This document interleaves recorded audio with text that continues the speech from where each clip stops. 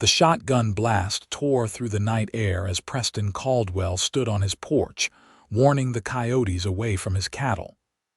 The year was 1876, and life in Silverwater, Arizona territory, was as harsh as it was lonely. The tall, broad-shouldered rancher lowered his weapon, his steely blue eyes scanning the darkness before turning back to his modest homestead, a two-room cabin he'd built with his own hands 3 years ago after returning from the war with nothing but nightmares and a desire for solitude. Preston had never intended to be alone forever, but after losing his parents to cholera and his brother in the war, he'd found peace in the isolation of his 20 acres of hard-won rangeland. At 32, he'd resigned himself to a life of quiet labor, the company of his horses, and occasional trips into town for supplies and a moment of civilization at Tanner's saloon. The next morning dawned crisp and clear, the September air carrying the first hint of the coming autumn. Preston saddled his chestnut gelding, Rusty, and headed into Silverwater for his monthly supplies. The small frontier town had grown over the past year. A new general store stood next to the blacksmith's, and the stagecoach now came through twice a week instead of once. "Morning, Caldwell," Sheriff Marcus Turner called from outside his office. "Heard those shots last night. Trouble? Just some coyotes getting too curious," Preston replied, tipping his hat. Their relationship was cordial but distant. Preston kept to himself, and the sheriff respected that, even if he didn't understand it. "Stage is due in today," Turner mentioned. "Might want to finish your business before the commotion starts." Preston nodded and continued to Henderson's general store. The bell jingled as he pushed open the door, and George Henderson glanced up from behind the counter. "Preston, been a while. Your usual order?" "Yes, and some extra coffee if you've got it," Preston said, placing his hat on the counter. "The nights are getting longer." As George gathered the supplies, the door opened again, admitting Walter Jenkins and his son Timothy. The banker's gaze fell on Preston with barely disguised contempt. "Caldwell," Jenkins said curtly, "still living out there in that shack by yourself. Town's growing. Might be time to consider selling that land to someone who could put it to proper use." Preston had heard this before. Jenkins had been trying to buy his land for 2 years, convinced it would be perfect for expanding his ranching interests. "Not interested, Jenkins. Never will be." "Suit yourself," the banker scoffed. "But a man needs more than just land and cattle. Town's getting civilized. Even got a schoolteacher coming in on today's stage. Pretty soon, men like you solitary, rough types won't fit in here anymore." Preston paid for his supplies and loaded them onto his horse without responding. Jenkins' words didn't bother him. He'd never sought approval from the townspeople, and he certainly didn't care about fitting in. He was about to mount up when the distant rumble of the stagecoach caught his attention. Normally, he would have left immediately to avoid the crowd, but something, perhaps curiosity about the new schoolteacher Jenkins had mentioned, made him hesitate. The stagecoach thundered into town, dust billowing behind it as it came to a stop outside the hotel. The driver jumped down, opened the door, and extended his hand to help the passengers. First came an older gentleman in a business suit, then a middle-aged couple Preston didn't recognize. And finally, a young woman stepped down, her deep blue traveling dress dusty from the journey, her auburn hair partially escaping from beneath a modest hat. She looked around, clearly overwhelmed, clutching a small valise to her chest. The stage driver handed down a trunk with her name painted on the side. "Miss N. Montgomery." Preston watched as she approached Sheriff Turner, asking directions with a hesitant smile. Even from a distance, there was something striking about her, not just her undeniable beauty, but a sense of determination mingled with vulnerability. "That's her," Jenkins said loudly to a group that had gathered nearby. "The new school teacher. Doesn't look like she'll last a month out here." Preston was about to turn away when the commotion started. The schoolteacher had moved to collect her trunk when three rough-looking men, trail hands passing through town by the look of them, approached her. One grabbed her arm, another reached for her valise. Her cry for help pierced the morning air. Before Preston realized what he was doing, he'd crossed the street. "Let her go," he said quietly, his hand resting on his revolver. The three men looked at him, measuring his resolve. "This ain't your business, Cowboy," the tallest one snarled. "I'm making it my business," Preston replied evenly. What happened next occurred so quickly that onlookers later gave conflicting accounts. The tall man reached for his gun, but Preston was faster. He didn't draw, merely shifted his stance and delivered a swift punch that sent the man sprawling into the dirt. The other two backed away immediately. "Miss," Preston said, turning to the wide-eyed schoolteacher, "are you all right?" "Yes," she managed, her voice soft but steady. "Thank you, Mr. Caldwell, Preston Caldwell." He tipped his hat. "Welcome to Silverwater, Miss Montgomery." Sheriff Turner arrived, hand on his gun. "Everything under control, Preston." "Just a misunderstanding," Preston replied, not taking his eyes off the schoolteacher. Up close, her eyes were a striking green, intelligent and assessing. "I'm Nora Montgomery," she said, extending her hand. "I appreciate your assistance, Mr. Caldwell." Preston shook her hand, feeling calloused fingers beneath her glove, not what he expected from a schoolteacher. "You have arrangements in town, Miss Montgomery." A shadow crossed her face. "I was promised accommodations, but it seems there's been some confusion. The hotel is full with the railroad surveyors, and the room above the schoolhouse won't be ready for 2 weeks." Sheriff Turner scratched his head. "That's unfortunate. Mrs. Peterson might have a spare room, though her house is rather full with her sister's family visiting." Preston found himself speaking before he'd fully considered the implications. "I have a spare room. It's not much, and it's 5 miles out of town, but it's yours if you need it, just until your proper accommodations are ready." The silence that followed his offer was profound. Nora Montgomery looked startled, and the townsfolk who had gathered around looked downright scandalized. "That's entirely inappropriate," Jenkins sputtered, stepping forward. "Miss Montgomery is a respectable woman. She can't stay with an unmarried man out in the wilderness." Nora straightened her shoulders. "Mr. Jenkins, I presume? I believe you were responsible for my accommodations being ready upon my arrival." Jenkins had the decency to look embarrassed. "There was a miscommunication with the builders." "But surely—" "I appreciate your concern for my reputation," she interrupted, "but I'm quite capable of making my own decisions." She turned to Preston. "Mr. Caldwell, that's very kind. I would be grateful for temporary lodging if you're certain it's not an imposition." Preston nodded, ignoring the whispers that had broken out around them. "No imposition. I'll help with your trunk." As they loaded her belongings onto his horse, the murmurs grew louder. "Disgraceful," someone said. "A school teacher living with Caldwell." "The children can't be taught by a woman of questionable character." "She won't last a week out there," another added. "That Caldwell barely speaks to anyone, lives like a hermit." Preston pretended not to hear, but he saw Nora's cheeks flush. "You don't have to do this," he said quietly. "Town will talk." Her green eyes met his. "Mr. Caldwell, I've traveled 2,000 miles to take this position. I won't let small-minded gossip prevent me from establishing myself here, unless you're rescinding your offer." "No, madam," he replied, admiring her spirit. "The offer stands." They left town with her seated on Rusty, Preston walking alongside, leading the horse. The weight of staring eyes followed them until they disappeared down the dusty road that led to Preston's homestead. The journey was mostly silent. but not uncomfortably so.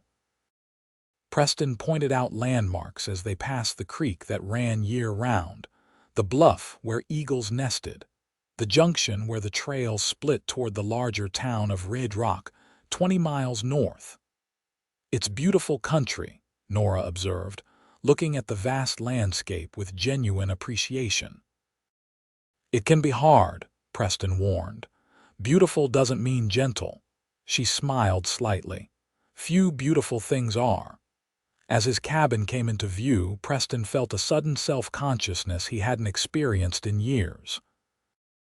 The homestead was simple, a log cabin with a covered porch, a small stable for his horses, a corral, and a vegetable garden he maintained with moderate success.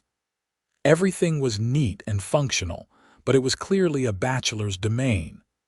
"It's not much," he said as he helped her down from the horse.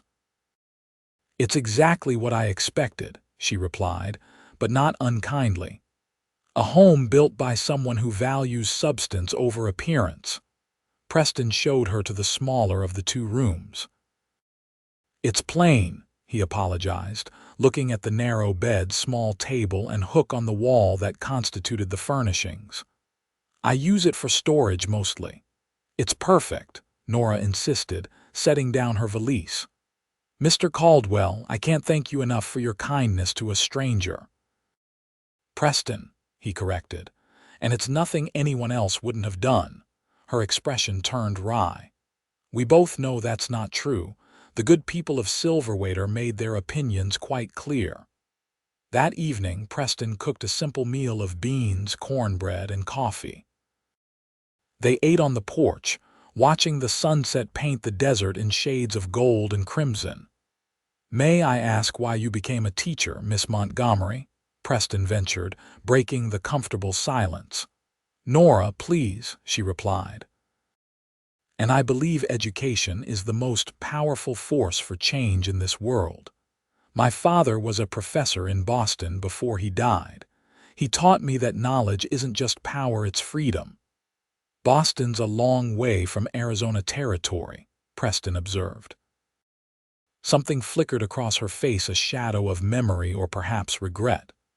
"Sometimes distance is necessary. And you, Preston, have you always been a rancher?" "No, fought in the war, came west afterward like many men, wanted open spaces and quiet." "And have you found what you were looking for?" Preston considered this as he gazed at the darkening horizon. "Most days." Their conversation continued, tentative but increasingly comfortable as the stars emerged above them. Preston learned that Nora was 26, had never married, and had taught in 3 different schools back east. She didn't volunteer why she'd left, and Preston didn't ask. In turn, he told her about his small herd of cattle, his horses, and his plans to expand his operation gradually. He didn't mention the nightmares that still woke him, the memories of battle that sometimes made his hands shake, or the brother he'd lost at Gettysburg. Some stories weren't meant for first meetings. That night, as Preston lay in bed listening to the unfamiliar sounds of another person moving about his home, he wondered what madness had possessed him to invite Nora Montgomery into his carefully constructed solitude. Her presence was already changing things. He'd been more talkative tonight than in the past month combined. 2 weeks, he reminded himself. Just until her room in town was ready. Then life would return to normal.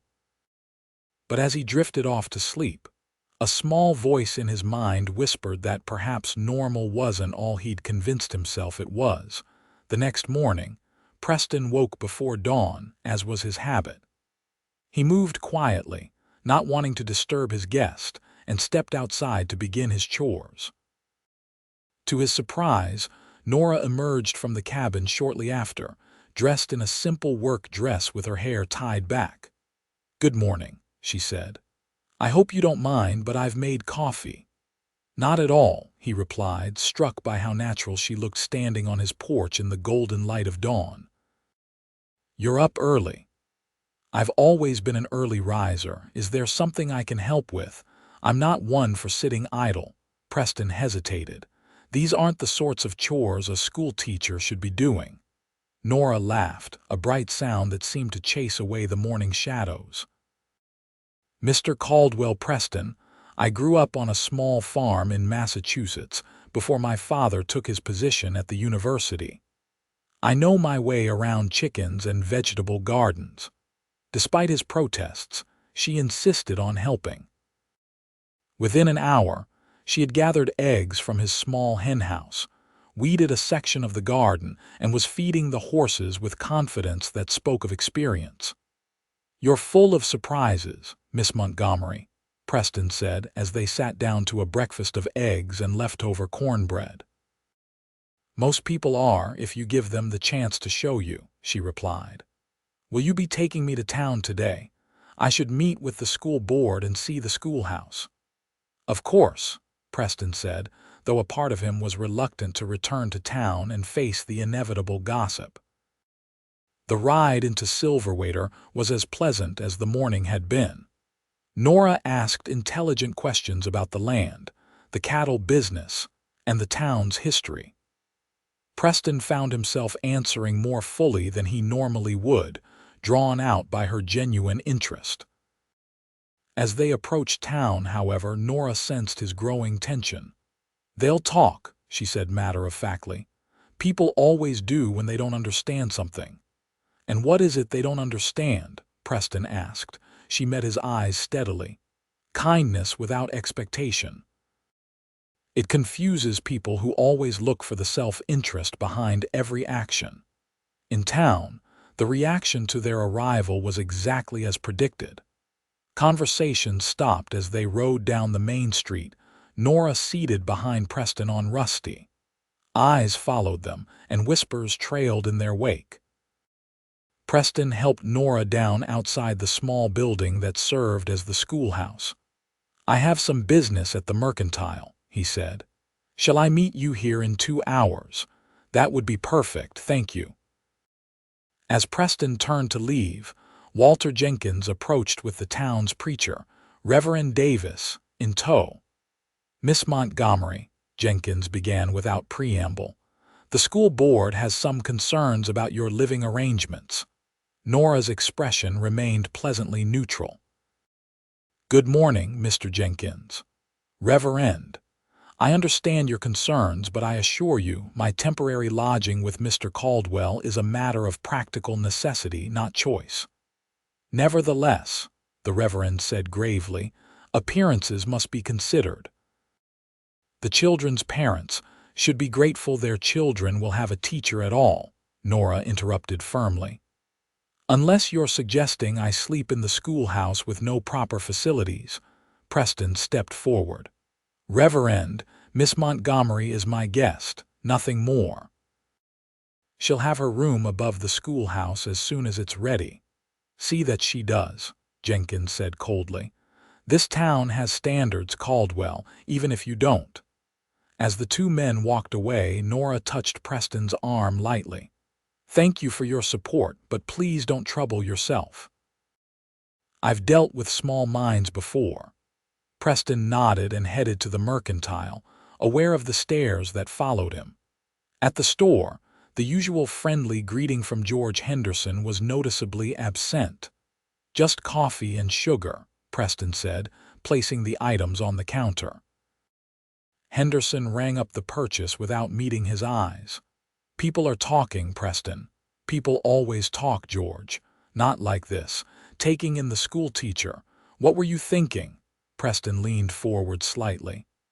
"I was thinking she needed help and I could provide it." "Nothing more complicated than that." Henderson shook his head. "You live alone too long, you forget how things look to others. That woman's reputation is her own concern," Preston interrupted. "And she has a name, Miss Montgomery. All I'm saying is, be careful. Jenkins is looking for any excuse to run you off that land of yours." Preston paid for his purchases and left, the weight of judgment heavier than the items in his bag. He found Nora outside the schoolhouse, engaged in conversation with a woman he recognized as Mrs. Peterson, who ran the small bakery. "Preston," Nora called, her face alight with enthusiasm. "Mrs. Peterson has been telling me about the children who will be in my class. 26 students from 6 to 16 years old, Mrs. Peterson nodded, though she looked slightly uncomfortable in Preston's presence. "Miss Montgomery seems very qualified. We're fortunate to have her." "Yes, we are," Preston agreed, surprised by Mrs. Peterson's cordial tone after the reception he'd received elsewhere. As they rode back to the homestead, Nora chattered happily about her plans for the school, the books she hoped to order, and the improvements she wanted to make to the classroom. "You seem undaunted by their reception," Preston observed during a pause. Nora's expression grew more serious. "I didn't come to Silverwater expecting an easy path, Preston. I came because I was offered a position where I could make a difference. A little disapproval won't deter me." "Why here?" he asked, the question that had been nagging at him. Surely there were schools back east that would have been less challenging. She was quiet for a long moment. "Sometimes we need to leave the familiar to discover who we truly are," she finally said. "And sometimes we're running from things we'd rather not face." Preston didn't press further. He understood all too well the desire to leave the past behind. That evening, as they again sat on the porch watching the sunset, Nora surprised him by asking, "Would you tell me about the war, Preston? You mentioned you fought." His body tensed involuntarily. "Not much to tell that you'd want to hear." "I'd like to understand," she said gently. "My brother fought as well. He didn't come home." The shared loss created a bridge between them. Slowly, haltingly, Preston began to speak of things he'd told no one since coming west. About the Pennsylvania regiment he joined with his younger brother Philip. About the battles, not with glory but with the brutal honesty of someone who'd seen war's true face. About holding Philip as he died at Gettysburg, barely 19 years old. "After that, I couldn't go home," Preston admitted. "Our parents had died the year before. The farm was sold. There was nothing to return to except memories." Nora's eyes glistened in the fading light. "My brother James died at Cold Harbor. We received a letter, nothing more. Sometimes I still expect him to walk through the door, laughing at the great joke he played on us all." Without thinking, Preston reached across the space between them and took her hand. Her fingers curled around his, warm and reassuring. They sat in silence as darkness fell, connected by shared grief and the understanding that comes from loss. Days passed, settling into a comfortable routine. In the mornings, they worked together around the homestead before Preston took Nora to town for her preparations at the school. In the evenings, they shared meals and conversation that grew increasingly easy and wide-ranging. Preston found himself looking forward to these evening talks, to hearing Nora's perspectives on books, politics, and life. She was educated but practical, idealistic but not naive. And she seemed genuinely interested in his thoughts as well, drawing him out of the shell he'd built around himself. "You're different than I expected," he admitted one evening, a week after her arrival. "How so?" she asked, smiling over her coffee cup. "School teachers, in my experience, are stern, proper ladies who frown at the slightest impropriety. You collect eggs, discuss Emerson, and don't seem to care what the town thinks of you." Nora laughed. "Perhaps that's why I've never quite fit in at my previous positions. I believe education should be joyful, not punitive, and as for propriety," she shrugged. "True propriety comes from respect and kindness, not rigid adherence to social expectations." As she spoke, the lamplight caught her face, illuminating her expression of quiet passion. Preston felt something shift inside him, a wall crumbling, a door opening to possibilities he'd long since dismissed. The following day brought the first real test of their developing friendship. Preston had ridden out to check on his small herd when he spotted riders approaching his homestead from the direction of town. Concerned, he turned his horse and galloped back. He arrived to find 3 men: Jenkins, Reverend Davis, and Tom Wilson, who owned the largest ranch in the area, confronting Nora on the porch. She stood with her back straight, chin lifted defiantly. "What's going on here?" Preston demanded, dismounting in one fluid motion. Jenkins turned, his expression smug.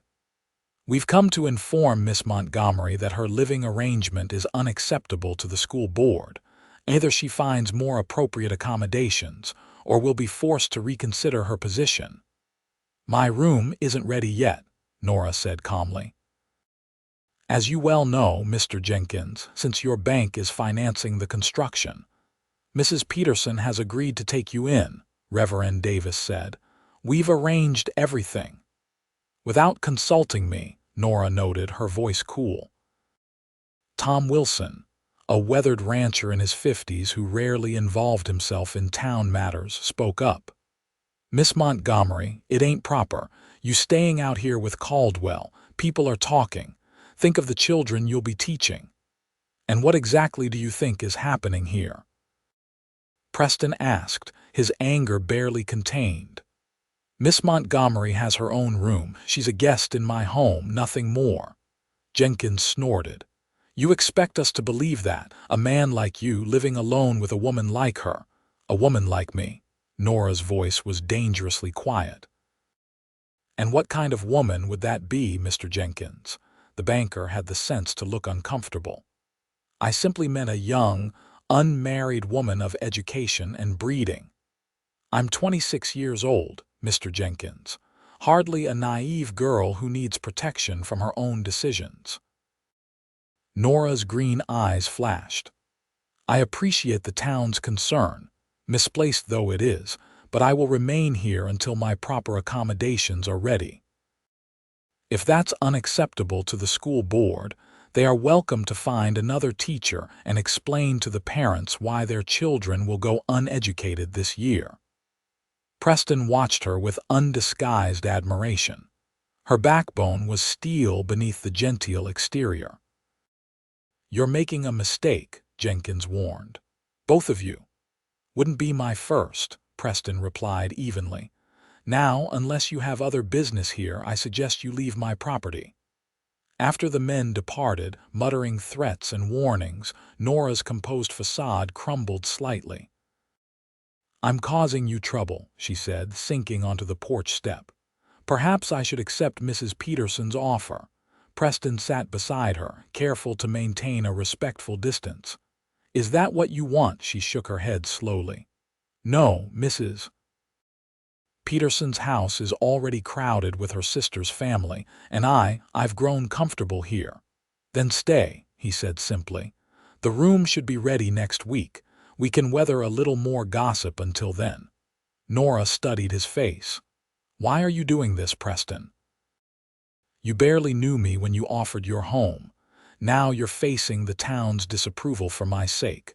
Preston looked out over his land, gathering his thoughts. "When I came here, I was broken. The war had taken pieces of me I wasn't sure I'd ever get back. This land gave me purpose, a reason to keep going. But lately I've realized something's still missing." He met her gaze. "Having you here, the conversations, sharing meals, even the simple act of not being alone, it's reminded me there's more to life than just surviving." Nora's eyes softened. "I understand that feeling more than you know." That night, a storm rolled in from the mountains, fierce and sudden as they often were in that region. The wind howled around the cabin, rain lashing against the windows, thunder shaking the sturdy logs. Preston was checking that the shutters were secure when Nora emerged from her room, a shawl wrapped around her shoulders.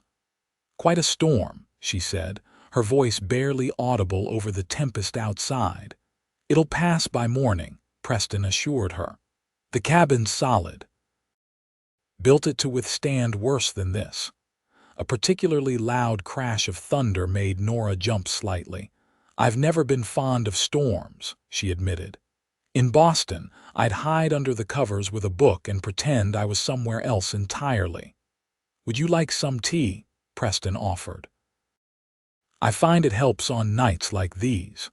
She nodded gratefully, and Preston busied himself with the kettle. As they sat at the small table, warming their hands on their cups, the storm seemed to intensify.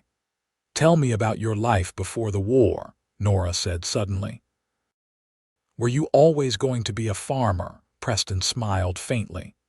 "I had dreams of being a lawyer once. My father thought it a waste of time. Land is the only thing that lasts, he used to say." "And do you believe that?" "I believe land endures, yes. But I've come to think that what truly lasts are the connections we make, the impact we have on others." Preston met her eyes.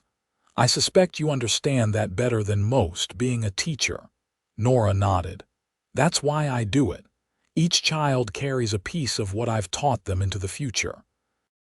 It's a kind of immortality, I suppose." "A noble one," Preston agreed.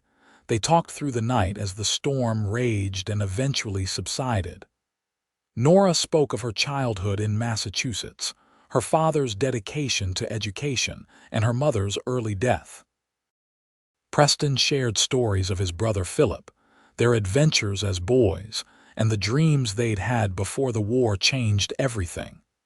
As dawn broke, they realized they'd talked the night away, moving from tea to coffee as the hours passed.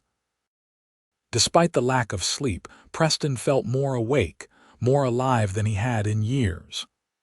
"I should get some rest before we head to town," Nora said, stifling a yawn.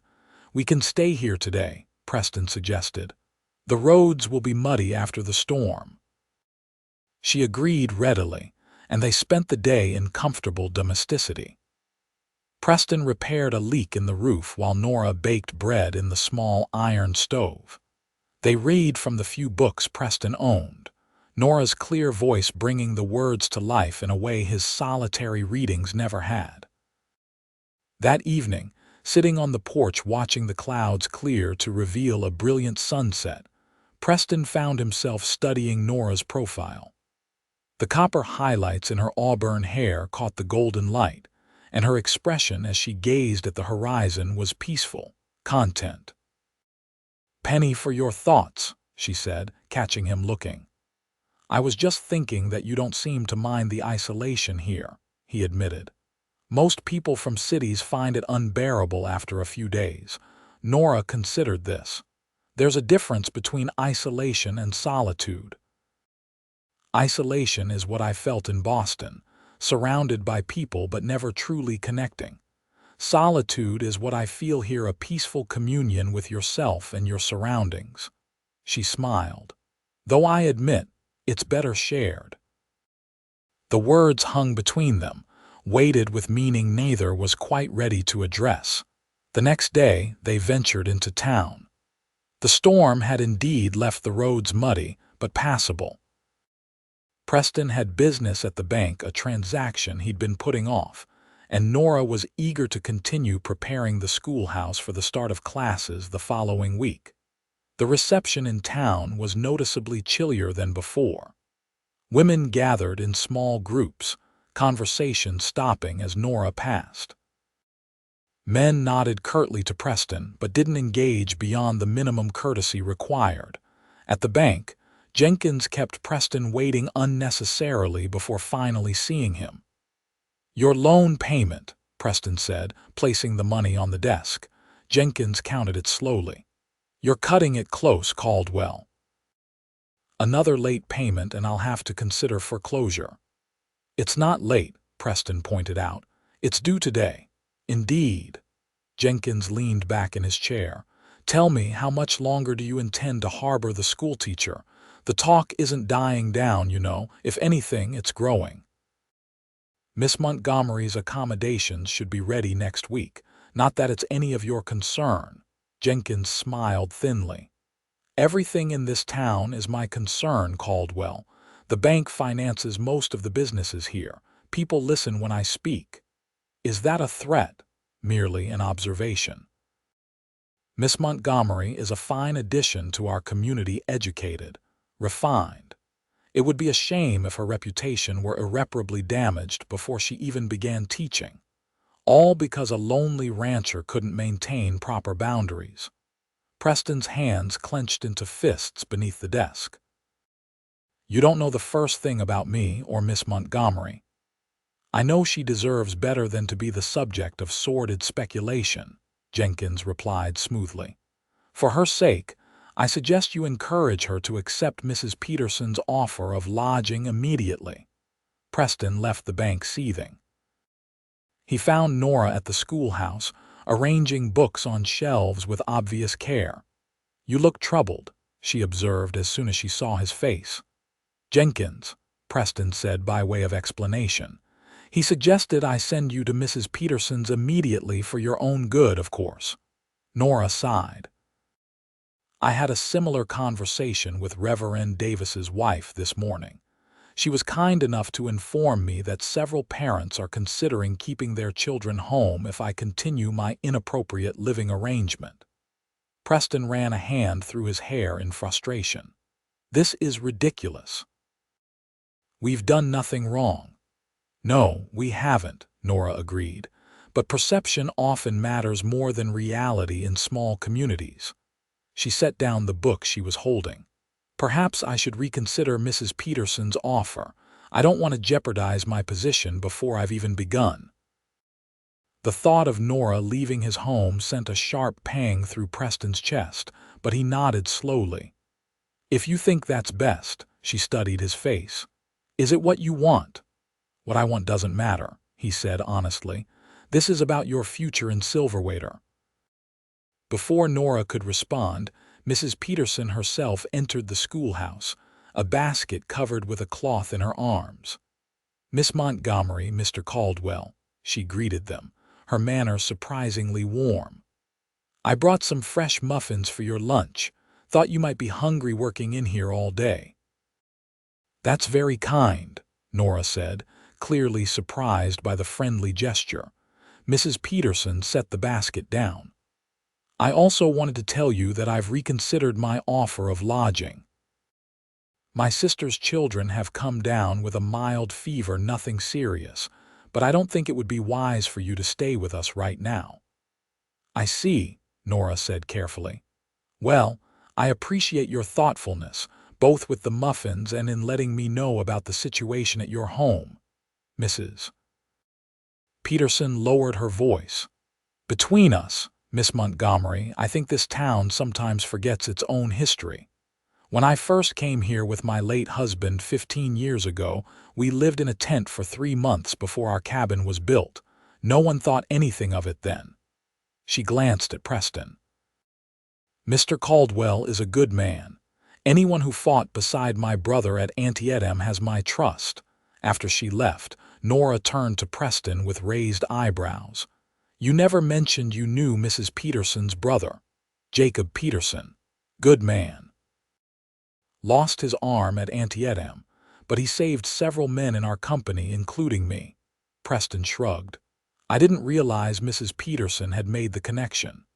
It seems you have at least one ally in town, Nora observed, and I suspect she'll influence others. As if to confirm her prediction, they noticed a subtle shift in the town's attitude as the day progressed. Some of the coldness thawed, replaced by cautious neutrality. A few people even nodded or offered tentative smiles as they passed. On their ride home, Nora seemed thoughtful.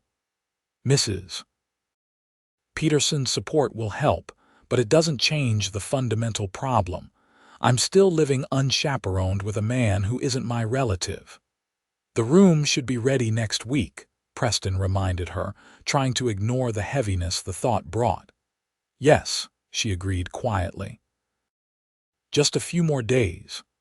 That evening they sat in companionable silence, Nora mending a tear in one of her skirts while Preston worked on a broken bridle. Outside, coyotes called to each other across the darkening landscape. I'll miss this, Nora said suddenly, looking up from her work. Preston's hands stilled. The cabin, all of it, she admitted. The The quiet evenings are conversations.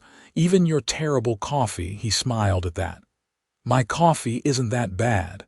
It's awful, she laughed. But I've grown accustomed to it. Their eyes met across the room, and something shifted between them, an acknowledgement of feelings that had been building steadily since that first day. Nora, Preston began, his voice rough with emotion. Before he could continue, a knock at the door startled them both. Preston rose, hand automatically moving to the revolver he kept nearby, though visitors at this hour were rare enough to be concerning rather than threatening. He opened the door to find Tom Wilson standing on the porch, hat in hand, looking uncomfortable. "Wilson," Preston greeted him cautiously, remembering their last encounter. "It's late for social calls." "This ain't social," Wilson said gruffly. "Got word one of your steers broke through the fence line up by Crooked Creek. My boys spotted it mixed in with our herd. Thought you'd want to know before it gets itself branded by mistake." Preston was surprised by the courtesy. Technically, any cattle that strayed onto another's property could be claimed by the landowner. "I appreciate that. I'll ride out at first light to retrieve it." Wilson nodded. "We'll keep an eye out till then." His gaze moved past Preston to where Nora stood just inside the door. "Evening, Miss Montgomery." "Good evening, Mr. Wilson," she replied politely. The rancher shifted his weight, clearly uncomfortable. "Madam, I wanted to apologize for the other day. Wasn't my place to judge your arrangements. My Eliza, that's my wife, she set me straight. Said I forgot what it was like when we first came here, how folks helped each other without all this fuss about propriety." Nora's expression softened. "Thank you, Mr. Wilson. That means a great deal."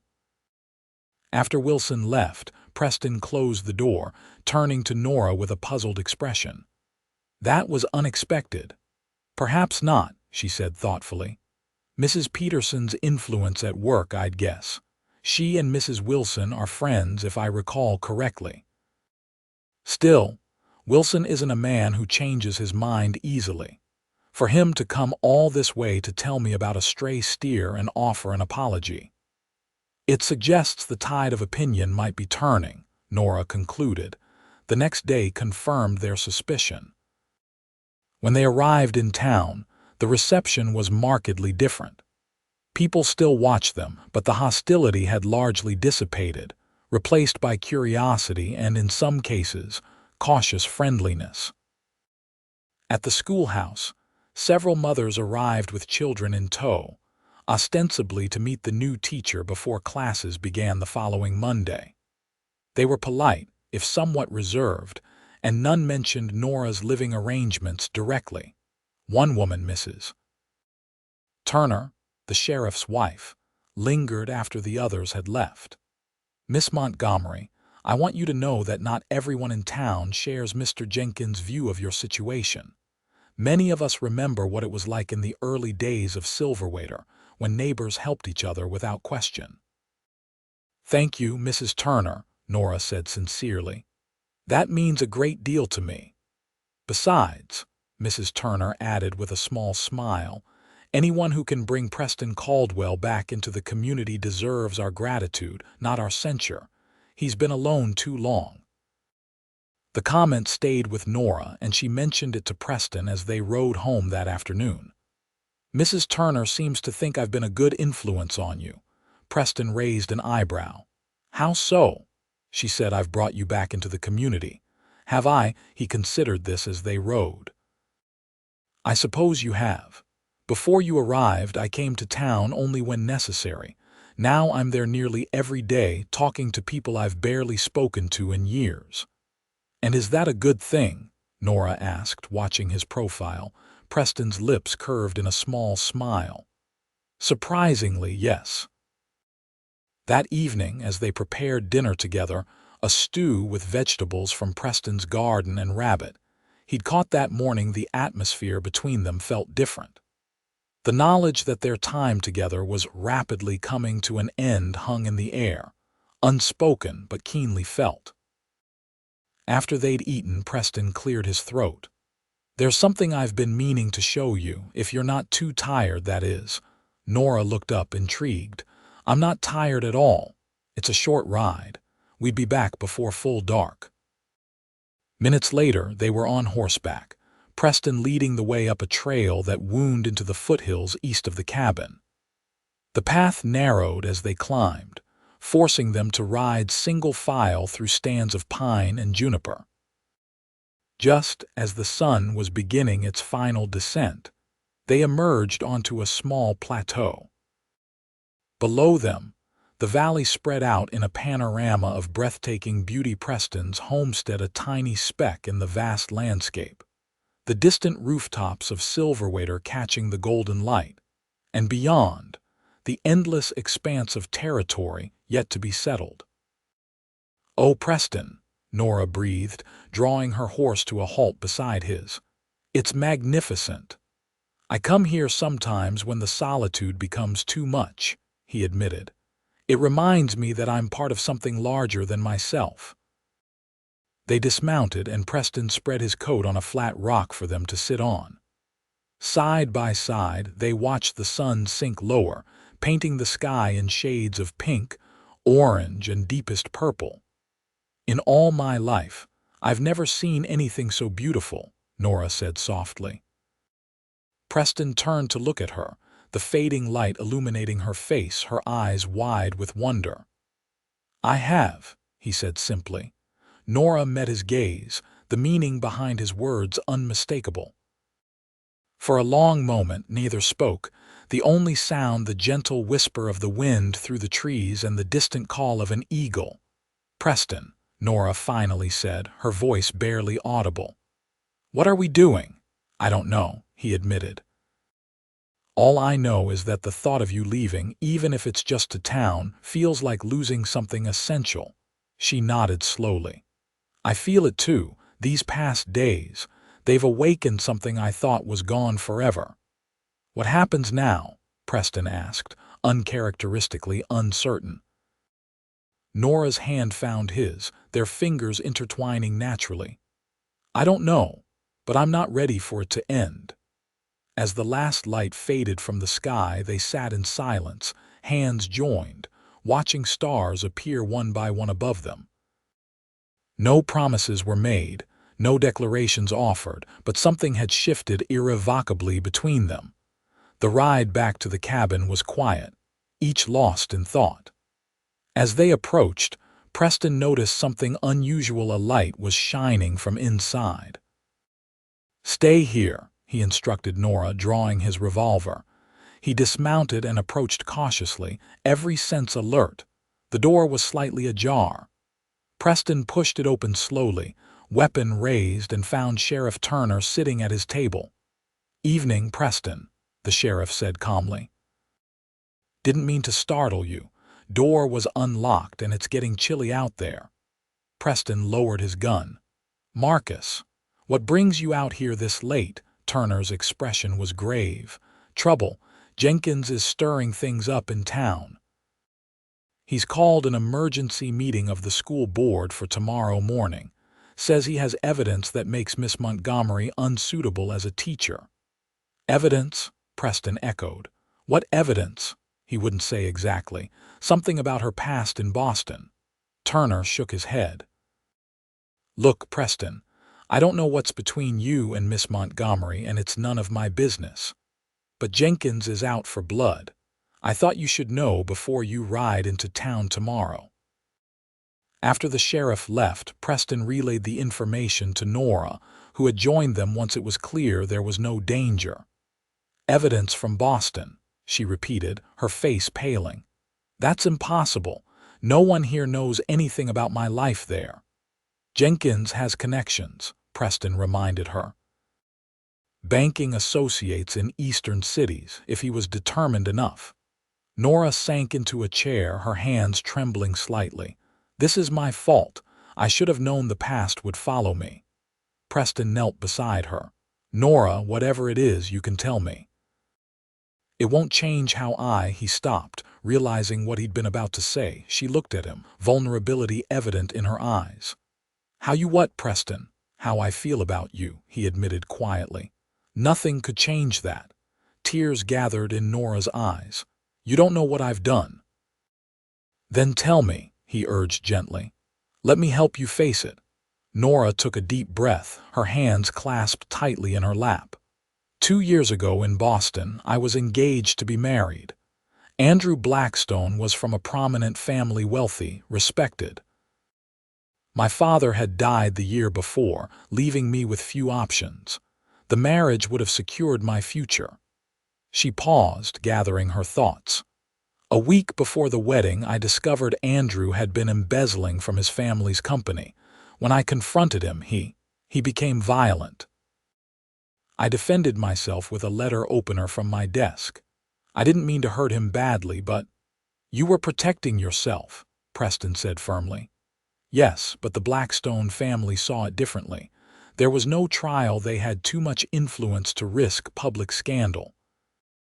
Instead, they arranged for the incident to be hushed up on the condition that I leave Boston immediately and never return. Nora's voice wavered. They spread rumors, anyway, whispers that followed me to every position I held afterward. It's why I came so far west. I thought no one here would know or care about Boston society gossip. Preston took her hands in his. You did nothing wrong, Nora. Any court would have ruled it self-defense.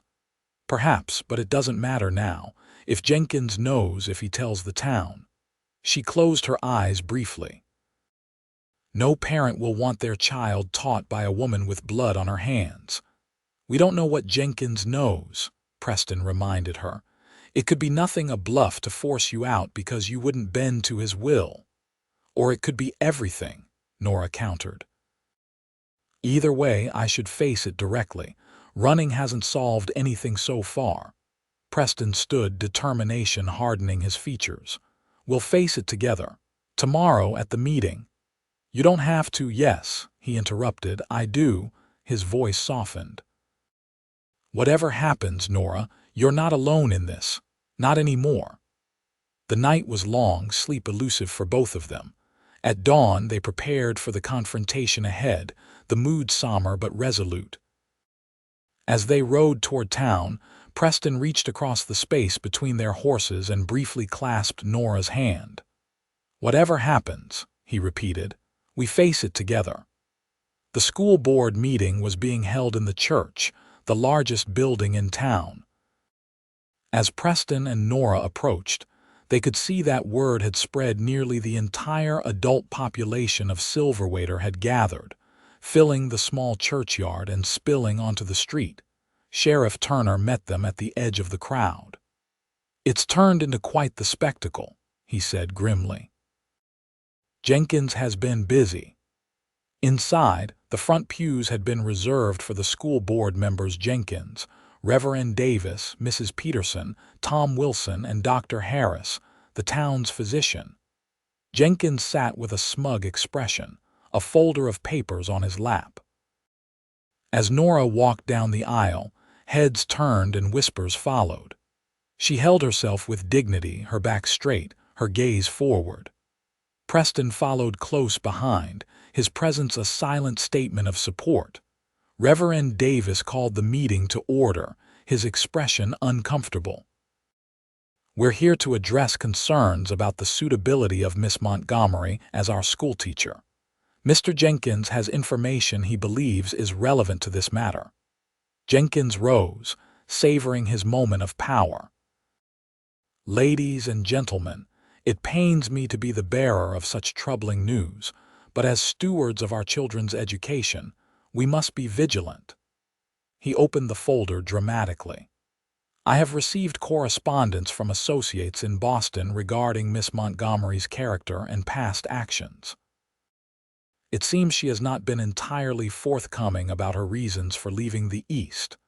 Nora stood, interrupting him. Mr. Jenkins, if you have accusations to make, direct them to me, not to the crowd. I'm capable of defending myself. Jenkins smiled coldly. Very well, Miss Montgomery. Is it true that you were engaged to Andrew Blackstone of the Boston Blackstones? It is, she acknowledged calmly. And is it also true that the engagement ended under violent circumstances? Murmurs rippled through the church. Nora lifted her chin. The engagement ended when I discovered Mr. Blackstone was engaged in criminal activities, and he subsequently attacked me. I defended myself. If that's what you're referring to as violent circumstances, then yes. Jenkins' smile faltered slightly at her directness. My information indicates that you stabbed Mr. Blackstone and fled Boston in disgrace. I used a letter opener to defend myself against a man twice my size who was attempting to silence me by force. Nora corrected, her voice steady. The Blackstone family used their influence to avoid scandal, and I agreed to leave Boston as part of that arrangement. There were no charges filed because it was clearly self-defense. So you admit to stabbing a man? Jenkins pressed. Preston stepped forward. She admits to defending herself against a violent attacker, something any person has the right to do. Mrs. Peterson stood from her place on the board.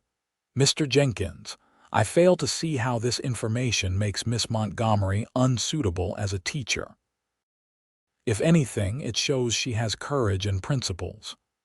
A teacher must be above reproach, Jenkins insisted. The children would benefit from a teacher who stands up for what's right, even at personal cost. Dr. Harris interrupted, speaking for the first time. The elderly physician rarely involved himself in town politics, and his intervention surprised everyone. I've spent time with Miss Montgomery this past week while helping prepare the medical portion of her curriculum. She is knowledgeable, compassionate, and exactly the kind of educator this town needs. Tom Wilson cleared his throat. Seems to me a woman who can think quick and protect herself is just the sort we want teaching our young ones to be strong. This is frontier country, not some eastern parlor. Jenkins looked around, realizing he was losing his audience. The fact remains that she lied about her past. She didn't lie, Preston interjected. She simply didn't volunteer information about a traumatic experience that was no one's business but her own. And she's been living unchaperoned with a man. Jenkins tried a different approach. Her moral character is exemplary, Mrs. Peterson finished firmly. Mr. Caldwell offered shelter to someone in need, as any decent Christian would do. If we start condemning acts of kindness as improper, what does that say about us as a community? Reverend Davis, who had been silent, finally spoke. Mr. Jenkins, while I initially shared your concerns about appearances, I've come to believe we were judging hastily. Miss Montgomery has shown nothing but grace and dignity in the face of our town's suspicion. As for her past, it seems she acted to defend herself from harm, hardly a disqualifying action for a teacher. Jenkins looked around the church, realizing he had lost his audience. The expressions facing him ranged from skepticism to outright disapproval, not of Nora, but of his tactics. I move that we confirm Miss Montgomery's appointment as schoolteacher without further delay, Mrs. Peterson said formally, and that we apologize for any distress our speculation and gossip may have caused her. I second the motion, Dr. Harris added promptly. When the vote was called, only Jenkins opposed it. The matter was settled with a decisive bang of Reverend Davis's gavel. As the meeting dispersed, townspeople approached Nora not with condemnation, but with tentative welcome and support. Mrs. Turner invited her to Sunday dinner. The blacksmith's wife offered extra fabric she had for curtains in the schoolhouse. Even some of the mothers who had been most hesitant now brought their children forward to meet their new teacher properly. Jenkins stormed out without speaking to anyone, his face dark with thwarted ambition. "It's over," Preston said quietly to Nora when they finally had a moment alone outside the church. "You've won them over." "We've won them over," she corrected, her eyes shining with unshed tears. "I couldn't have faced this without you, Preston. He shook his head. "You're stronger than you know, Nora Montgomery. You would have managed just fine." "Perhaps," she acknowledged, "but I'm grateful I didn't have to." They were interrupted by Tom Wilson, who approached with a broad smile that transformed his weathered face. "Miss Montgomery, just wanted to let you know that room above the schoolhouse is ready. Got the boys to finish it up yesterday. You can move in today if you'd like." Nora's smile faltered almost imperceptibly. "Thank you, Mr. Wilson. That's wonderful news." "No rush," he added, glancing between them with surprising perceptiveness. "Just wanted you to know it's ready when you are." With a tip of his hat, he moved away. An awkward silence fell between them. The resolution of the crisis had brought them to the moment they'd been avoiding, the end of their temporary arrangement. "I should go see the room," Nora said finally. "Make sure it's suitable." "Of course," Preston agreed. "I'll help with your trunk whenever you're ready." They walked toward the schoolhouse, the victory of the morning overshadowed by the impending separation. The room, when they inspected it, was small but pleasant, freshly painted, with a narrow bed, a desk, a rocking chair, and a small stove for heat. "It's lovely," Nora said, her voice not quite steady. "Much nicer than I expected." Preston nodded, not trusting himself to speak. They returned to the homestead in subdued silence. As they approached the cabin, the sun was setting, bathing it in golden light. Preston couldn't help but remember that first evening, when Nora had sat on his porch watching the sunset, a stranger in his home. She was no stranger now. Somehow, in just 2 weeks, she had become essential to his world. "I'll help you pack," he offered as they entered the cabin. Nora stood in the middle of the room, looking around at the simple space that had briefly been her home. "Preston," she began, then hesitated. "Yes, these past 2 weeks." She turned to face him. "They've meant more to me than I can express. You took me in when I was a stranger, defended me when the town judged me, and stood by me when my past caught up with me. I don't know how to thank you properly." Preston crossed the room to stand before her. "You don't need to thank me, Nora, having you here. It's been a gift I never expected." "I don't want to leave," she whispered, the admission clearly costing her. Preston's heart seemed to stop, then resume at double speed. "Then don't." "I have to. The room is ready. The town has just begun to accept me if I stay now when there's no practical necessity." "There is a necessity," Preston said, his voice rough with emotion. "I need you here, Nora. These 2 weeks have shown me what I've been missing all these years. Not just company, but connection, understanding, joy." He took her hands in his. "I love you. I think I've loved you since that first evening when you sat on my porch and watched the sunset like it was the most beautiful thing you'd ever seen." Tears spilled onto Nora's cheeks. "I love you too, Preston, but I'm afraid. What if the town turns against us again? What if this ruins everything we've just won?" Preston gently wiped a tear from her face. "Then we face it together, just like we did today." "But Nora, I don't think they will turn against us. Not anymore. They've seen you, the real you, and they respect you. They've seen us together and realized there's nothing shameful in 2 people finding happiness with each other." "What are you saying, Preston?" He took a deep breath. "I'm saying that I want you to stay. Not as my guest, but as my wife, if you'll have me." Nora's eyes widened. "Your wife?" "Preston, are you certain? It's been such a short time." "I've never been more certain of anything," he said simply. "I know it seems fast, but out here, life doesn't always give you the luxury of time. When you find something precious, you hold on to it with both hands." A smile bloomed on Nora's face, transforming it. "Yes," she said, her voice clear and confident.